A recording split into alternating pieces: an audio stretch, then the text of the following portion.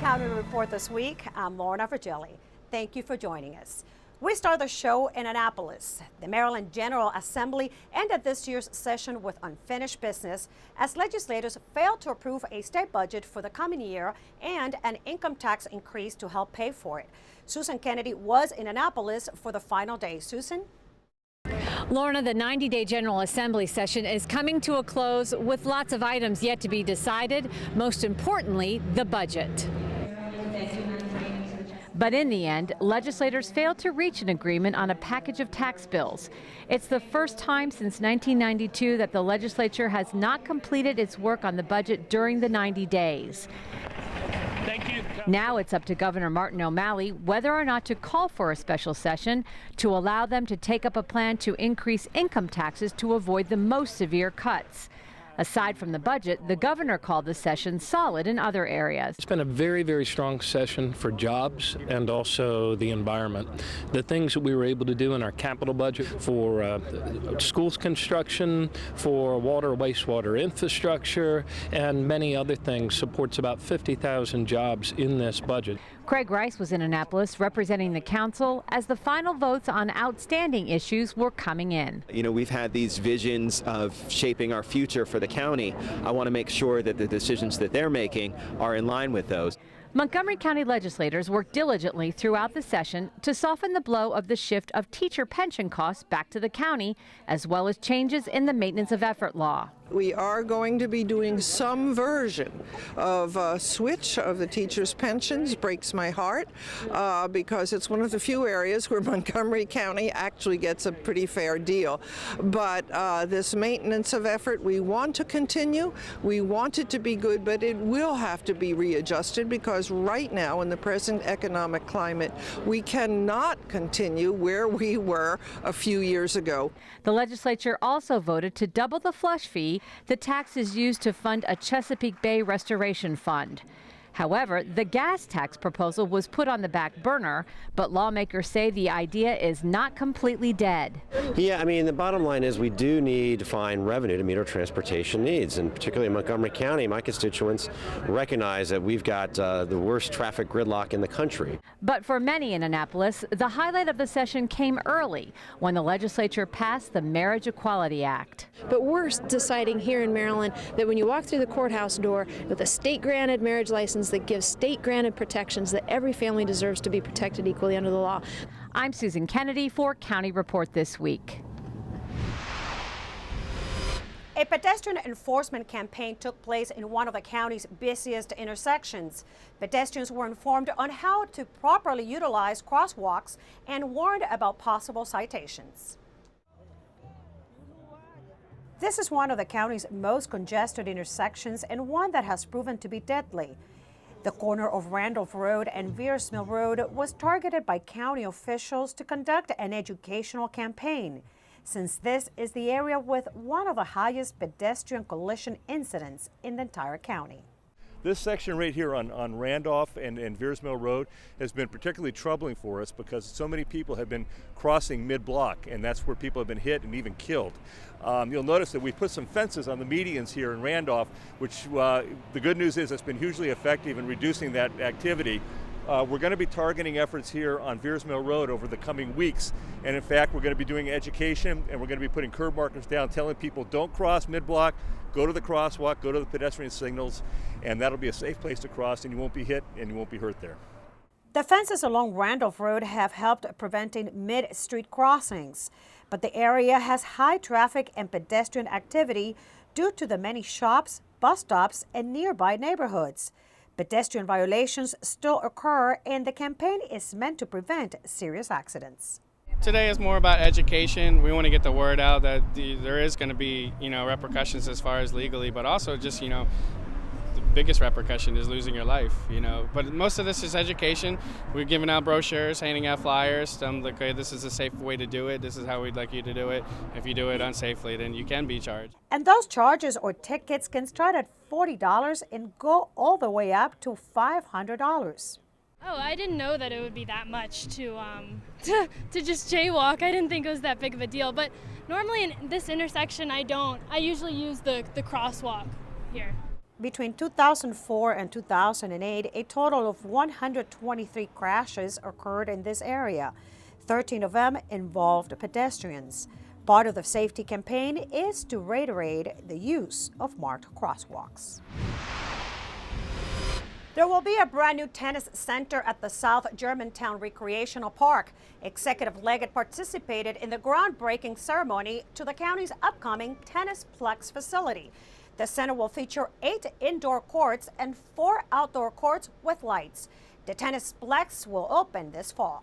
What this Tennisplex provides is something that all members of the family, everyone can play and to enjoy. It helps in a variety of ways. It helps to enhance this park. It helps in terms of obesity. It helps in terms of lifestyle. And with the instructions that they get, it helps in terms of the lifelong skills that they will learn forever. Montgomery County received highest overall rankings in the state for its health. A health ranking project by the University of Wisconsin Population Health Institute showed that overall the county's population is very healthy. Although county officials still recognize that there are still disparities within the community, such as rates of infant mortality and obesity. When we come back, students at Montgomery College got a strong message from its president. And we'll tell you about the upcoming 12th annual housing fair. We'll be right back.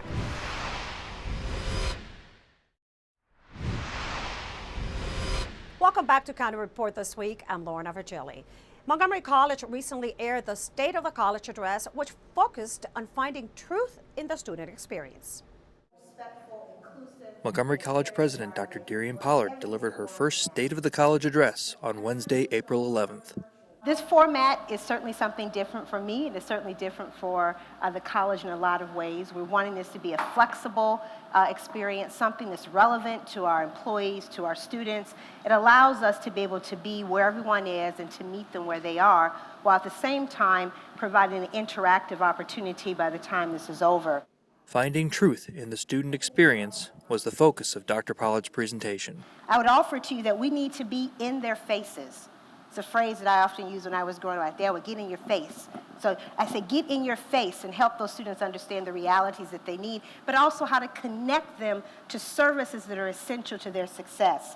Whenever they need us, to the extent we can be there, we should do that. And we have to go to them because oftentimes they won't find their way to us. This year, the presentation was a virtual event as the program was streamed to the web as well as being carried live on Montgomery College television, allowing faculty, staff, and students to all watch and submit questions for Dr. Pollard. All county residents with questions regarding housing resources are invited to the 12th Annual Housing Fair and Financial Fitness Day. The county's Department of Housing and Community Affairs will host the event on Saturday, April 28th from 10 a.m. to 3 p.m. This year's fair will offer loan modifications on site as well as free foreclosure prevention counseling, free credit reports and analysis, and guidance for people looking for affordable rental properties. In addition, homeowners interested in refinancing and homeowners who have been foreclosed upon can find out if they meet the criteria for financial assistance under a recent settlement. We're going to have counselors from the 3 organizations doing counseling, one-on-one counseling. We have attorneys that are going to be from the Pro Bono Resource Center. And we also have servicers. Servicers are going to be there doing loan modifications or whatever else is needed if you're facing foreclosure to actually help you out. More than 1,000 people attended the fair last year. Remember, it will take place Saturday the 28th at Boer Park Activity Center located at 506 South Frederick Avenue in Gaithersburg. Some Montgomery County high school students got a crash course in television production recently.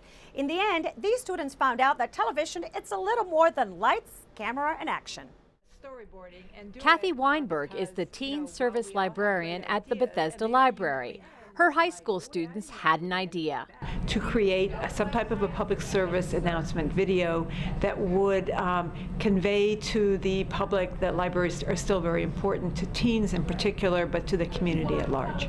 So, 16 students met in the Montgomery County Council Media Department to get tips from county television experts. Because there are three main chunks into creating something for television. We're going to give them some broad strokes on what the production process is. Maybe there's a Tarantino in the group. Maybe we'll have a big film.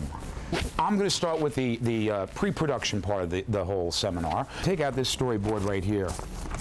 Don't be intimidated by storyboards. And then we're going to move them over to Kathy, who's going to teach them the production part of it. You have a handout called TV terminology, okay? I'm giving some of the pointers on the working the camera. Here's your zoom up here, okay, for pulling out, going in. So show us an extreme wide shot. Pull out as far as it'll go.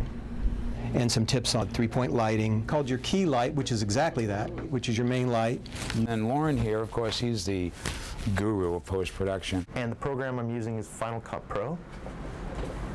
So when these people go out, they'll have some ideas of the basics to get them started. We had our script. There's a certain case where she turns to the camera and points to the hill. You saw how I brought the video in, you saw how I brought the music in, and you saw how we detected maybe we could turn this into something, right? And then you tried it. I think they found it more complex than they thought. I wonder if we'll be able to organize ourselves to do it. They're also very realistic. They're all overcommitted. It's a lot of responsibility and it's a lot of commitment, and I don't think we are capable of that huge of a commitment. And they understand that their time commitments are limited. So I think this was a real kind of a wake-up call. You want to do this project, but it's going to take you some time. And now we get a police update with Officer Janelle Smith regarding Litter Enforcement Month. Officer? That's right, Lorna. The month of April is recognized as Litter Enforcement Month in and around the D.C. area. The mission of Litter Enforcement Month is to raise awareness about littering, the laws associated with it, and the impacts of littering on our communities. Studies have shown that there is a strong correlation between a high volume of litter, increased crime rates, and decreased property values. Throughout the month of April, the Montgomery County Police Department will be participating in this effort to reduce littering by strictly enforcing the littering and illegal dumping laws that are already in existence in the county. Thank you, Officer Smith, for that update. Now we go to Tom Pogue from the county's Department of Transportation for an update. Here's Tom. Hi, I'm Tom Pogue, Community Relations Manager for the Department of Transportation. Here's an update from Montgomery County. With the county's senior population steadily growing, they are fortunate to enjoy an array of travel options to choose from. First and foremost is the county's own ride-on bus system. With 82 routes, many seniors will find this a very convenient way to get around. Every ride-on bus is lift-equipped to handle wheelchairs, and most buses kneel to make entry easy. Seniors ride free from 9:30 a.m. to 3 p.m. weekdays and at half fare other hours. Metrobus service is also available for longer trips, including into the district. Special training is available to make your first bus ride easy through a Connect-a-Ride program at senior centers and other locations. Other options include Metro Access and Medicaid transportation for medical appointments, Call and Ride, discounted coupons you can use on taxis, and a special senior bus service sponsored by HHS that provides free ride-on transportation to recreation centers or to shopping destinations.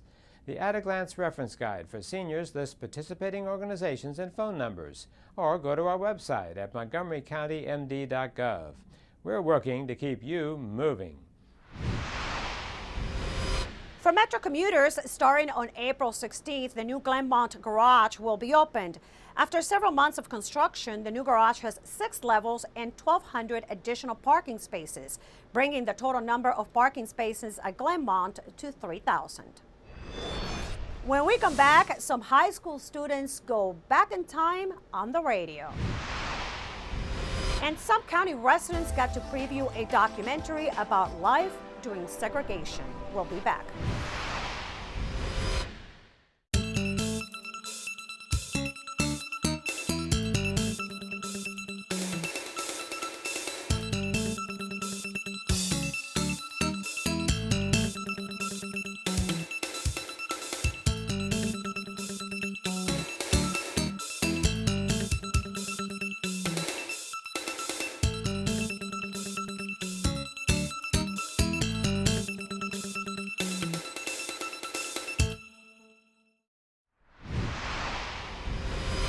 Welcome back to County Report this week. I'm Lorna Virgili. The golden age of radio drama is alive and well at Magruder High School. Theater students at the school are studying the style of radio dramas and then producing their own original radio programs. Let's take a listen. Hello, Governor. How you doing today? The study and creation of radio dramas at Magruder High School is allowing students to integrate their learning while giving them a creative outlet that builds teamwork and their confidence. I use radio to get the kids excited about history. Students started out listening to traditional radio programs. So they heard War of the Worlds. Then we gave them scripts. We recorded them, and then they were asked to create their own scripts. And they're currently performing original radio dramas. Guys, just ring the doorbell. So some of the themes the students are writing about are things that are happening to them right now. Bullying is one, unrequited love, difficulty with academics. And now, a shoemaker's secret. They're much more interested in hitting their consonants, punching up their verbs, creating emotion with their vowels, so it's helping them become better performers. This new radio unit was the brainchild of Magruder High School senior Tyler Boyle. People are enjoying the radio dramas. They're very engaged in their scripts, and they're engaged in creating new sound effects. And it just brings out their creativity. It's a very good way of learning. Rockville's mayor and council hit a golf course recently, but it was indoors. Our Rockville 11's Bridget Boyer explains. We hit the course with the mayor and council at a recent event with the Rockville Chamber of Commerce. Vizarts proved to be the perfect venue for the city and chamber board members to mingle with each other, and while the golf course may have been miniature, the turnout definitely wasn't. It's a really nice event. The whole business community has turned out, a lot of folks from all corners of the city, and everybody's having a very good time. If you play together and work together, it sort of builds relationships, and we need that in going forward so that we're all on the same page and we can work well together. And this is a wonderful opportunity for us to promote the city, promote the golf course, promote the whole notion of business in Rockville. In this same room last fall, renowned economist Dr. Stephen Fuller presented his study of Rockville's economic competitiveness at the Rockville Summit. The state of Rockville's economy continues to progress, and President of the Rockville Chamber of Commerce, Michael Gottlieb, is optimistic about the business community's involvement with the city. We are actively working. We're an active advocate for the business community, and I think the Chamber in the past hadn't been as active as we are today. And so I'm proud of the advocacy that we're providing. The mayor and council continue to work on plans for a second economic summit this fall, building on the success and findings of the first. Keep it on Rockville 11 for more information, and to learn more about the Rockville Chamber of Commerce, visit rockvillechamber.org.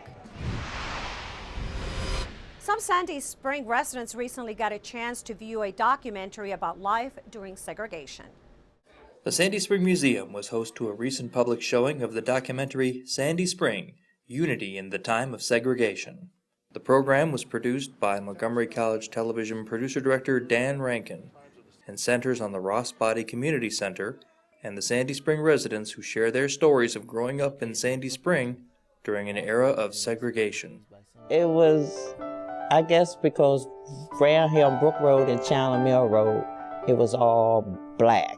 I don't remember any whites in this neighborhood. County Council member Nancy Navarro approached Montgomery College Television to document the stories that she had been told by many of the residents in the documentary.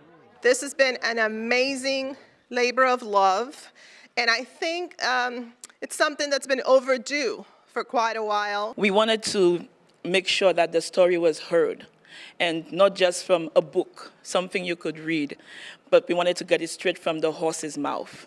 And so I'm so grateful today that you took the time and everyone who contributed to making this possible and for leaving a legacy to be heard and witnessed throughout ages. It gave a good experience for me, and hopefully that it will be shown so the younger kids can look at it and understand what we had came through, especially starting with Carl Snowden and up to me since I'm the youngest of the bunch. But it was a good experience, and I enjoyed it, and I don't mind doing another one. The program can be viewed online through YouTube or on Montgomery College Television, Channel 10. Ready to adopt a female guinea pig? Here's Kathy Stanhope from the Humane Society in our Pet of the Week segment. Hi, this is Kathy Stanhope with your Pet of the Week at the Montgomery County Humane Society. And this little bugaboo is Fi. Fi is a female guinea pig. She's just about 2 years old. She is looking for a good home. She is a sweetheart. If your kids are bothering you to get a dog or a cat and you don't want to do that major commitment right now, a guinea pig is definitely the way to go. They're very easy to care for. They just need a little cage. They need water, fresh bedding. You can feed them Timothy hay, a little fresh vegetables, carrots or grapes. They're very easy. They don't take much care. Guinea pigs are a lot of fun for kids. They're easy pets and they're loving. And this little one likes to get out of her cage a lot. If you do take her out of her cage, you do have to supervise them because they can get into little closets or crevices and then you have trouble finding them. But when you supervise them, they like to sit in your lap. They like to be cuddly. They're good for curling up and watching TV with. They're really very easy pets. And you know, remember, the shelter has very many animals that are not just dogs and cats. We have chinchillas, we have guinea pigs, we have hamsters, we have ferrets. Sometimes we even have the occasional goat or chicken. If you're looking for any kind of animal, please make the Humane Society the first place to look. Don't go looking at the pet store to go buy an animal, because these animals are not here because they're problem animals. They're here because they've been given up because their previous owner just can't take care of them any longer. It's not their fault. They're really nice animals. So come on down to the shelter if you're looking for any kind of new pet to your house, because a pet in your house really makes a wonderful addition for you and your kids. So give us a call and come down and meet Fi. You can call us at 240-773-5967, or you can visit us on the web at mchumane.org. You definitely want to take a little one home with you because they're lots of fun. Right, Fi? When we come back, a local nature center turns 40 with a big celebration. And Right On is ready to kick off a food donation campaign. We'll be right back.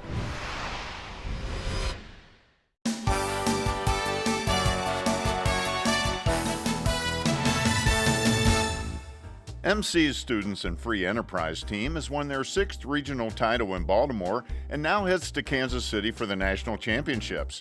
The team is made up of students from MC's Macklin Business Institute. Beat the rush and get the early bird discount by ordering your summer dinner theater tickets in April. Celebrating their 35th season, this summer's shows are Fiddler on the Roof and Hairspray. MC and Montgomery County Public Schools have earned the Maryland, D.C. Campus Compact Community Partnership Award. Their collaboration was honored for developing an innovative service learning experience that MC and Blair High School ESOL students could share. For more information about the endless possibilities at your community college, visit our website.